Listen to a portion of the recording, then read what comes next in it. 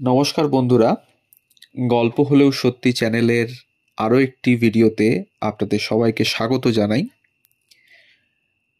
আজ শোনাব দেশবন্ধুর গল্প। 1870-এর 5ই নভেম্বর ঢাকা বিক্রমপুরবাসী পরিবারে চিত্তরঞ্জনের জন্ম। প্রেসিডেন্সি কলেজের কৃতী ছাত্র, আইসিএস পরীক্ষায় দুবার অকৃতকার্য। মিডল টেম্পল থেকে ব্যারিস্টারি পাশ চিত্তরঞ্জন সক্রিয় রাজনীতি করেছিলেন মাত্র 9 বছর, অর্থাৎ 1917 থেকে 1925। তবে রাজনীতিতে তার হাতেখড়ি অনেক আগে, বিলেতে দাদাভাই নওরোজির নির্বাচনী প্রচারে। স্বদেশী যুগে তার বন্দে মাতরম পত্রিকা প্রতিষ্ঠায় অবদান এবং স্বদেশী নেতৃবৃন্দ বিপিনচন্দ্র পাল, ব্রহ্মবান্ধব উপাধ্যায় ও অরবিন্দ ঘোষের রাজনৈতিক মামলায় আদালতি নৈপুণ্যের জন্য খ্যাতি। 1909 সালের আলিপুর বোমা মামলায় চিত্তরঞ্জন অরবিন্দকে যে ভাষায় নন্দিত করেছিলেন, দেশপ্রেমের কবি, জাতীয়তাবাদের ভবিষ্যৎ দ্রষ্টা, মানবিকতার প্রেমিক, তিনি সেদিন হয়তো বুঝতে পারেননি যে ঠিক এই কথাগুলোই তার নিজের ক্ষেত্রেও সমানভাবে প্রযোজ্য হয়ে উঠবে। এভাবেই পরবর্তীকালের ইতিহাস তাকে মনে রাখবে। বাস্তবিক আজাদির সুমহৎ আদর্শের জন্য দেশবন্ধু যেভাবে ত্যাগ ও দুঃখ স্বীকার করতে প্রস্তুত ছিলেন, তা আজ প্রায় কিংবদন্তিতে পরিণত। 1917 সালের এপ্রিলে কলকাতার ভবানীপুরে বঙ্গীয় প্রাদেশিক অধিবেশনে সভাপতি রূপে চিত্তরঞ্জনের সরাসরি রাজনৈতিক আত্মপ্রকাশ। 1920 সালে উচ্চ আদালতে রাজকীয় টাকার অঙ্কের প্র্যাকটিস ছেড়ে দিয়ে মহাত্মা গান্ধীর অসহযোগ ও খিলাফত আন্দোলনে ঝাঁপিয়ে পড়েন দেশবন্ধু।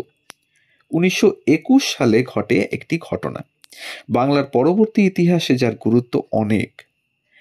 আইসিএস ত্যাগ করে সুভাষচন্দ্র কলকাতায় দেশবন্ধুর সঙ্গে দেখা করতে আসেন।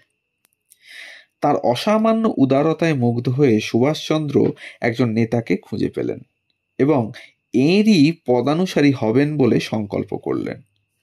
দেশবন্ধুর সহধর্মিণী ও সুভাষচন্দ্রের মাতৃসমা বাসন্তী দেবীর গ্রেপ্তারের ফলে অসহযোগ আন্দোলনে নতুন জোয়ার এলো। 1921-এর 10ই ডিসেম্বর চিত্তরঞ্জন ও সুভাষচন্দ্র একই সঙ্গে কারারুদ্ধ হলেন। মহাত্মা গান্ধী অসহযোগ আন্দোলন প্রত্যাহার করার পর দেশবন্ধু স্বরাজ দল গঠন করলেন। 1923 সালের বঙ্গীয় আইনসভার নির্বাচনে হিন্দু মুসলমান উভয় সম্প্রদায়ের সমর্থনপুষ্ট স্বরাজীরা খুব ভালো ফল করল। দেশবন্ধু দুবার মন্ত্রিসভা গঠনের আমন্ত্রণ প্রত্যাখ্যান করলেন এবং ইংরেজদের মদতে গড়া ডায়ার্কি প্রথার সাম্রাজ্যবাদী দ্বিচারিতা প্রকাশ্যে আনলেন। 1924 সালে স্বরাজ দল কলকাতা কর্পোরেশনের নির্বাচনে জয়ী হল। দেশবন্ধু কলকাতার মেয়র পদে অধিষ্ঠিত হলেন।